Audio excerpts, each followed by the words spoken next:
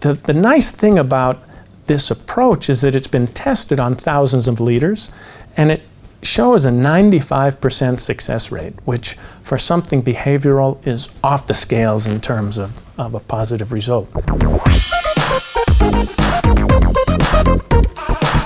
So Bill, continuous improvement in businesses is not always easy, so talk us through what is the hardest part.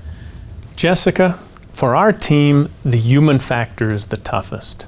And we've worked a lot to improve, for example, project success rates. We've worked a lot to improve organizational acceptance, but helping leaders change their behavior is something that's always been the most challenging for us. And talk us through how business leadership fits in on returns and investments. Excellent. Business requires results. And let's take a process view.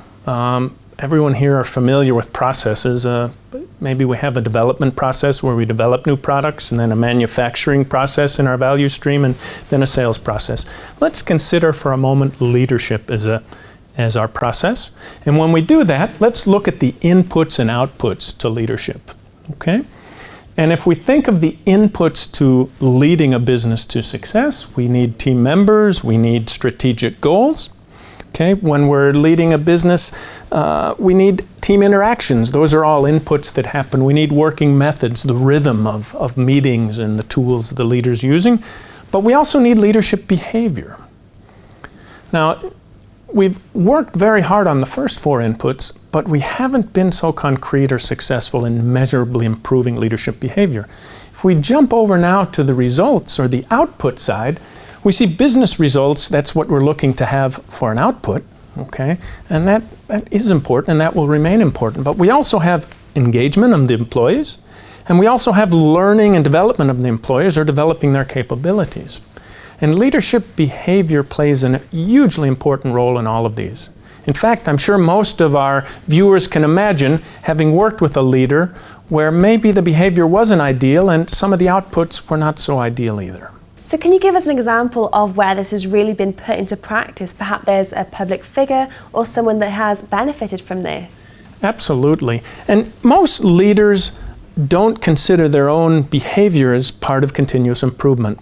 But with Marshall Goldsmith's stakeholder-centered coaching, we have a structured approach to focus on just that. Why do I say Marshall Goldsmith? Because he's the man who developed this, working personally with the CEOs of Ford Motor Company or GlaxoSmithKline, Pfizer, even the World Bank. He's dedicated his life to only one thing, and that is this leadership behavior and helping that to change.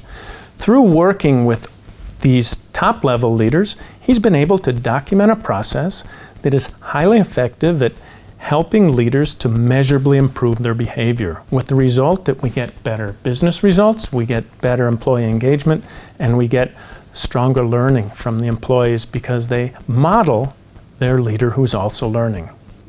And how did he receive such great results from this? It's a question really of focus on helping leaders have three traits. The first one is courage. And many leaders have courage, so this is not a difficult one. The next one is humility, so helping leaders to receive the messages from those around them so they're able to understand their opportunities for development. And the third one is discipline, which in this hectic world we live in is always the most challenging, but we have some very structured approaches to make that happen. The nice thing about this approach is that it's been tested on thousands of leaders, and it shows a 95% success rate, which for something behavioral is off the scales in terms of a positive result. And that's why our team is so excited and integrating this into our continuous improvement efforts. Well, I can see why. So Bill, thank you so much for coming in today to share your insights. Thank you, Jessica. Well, that's all from myself and Bill, but if you did like this interview, then do like and comment on DUKASCOPY.tv.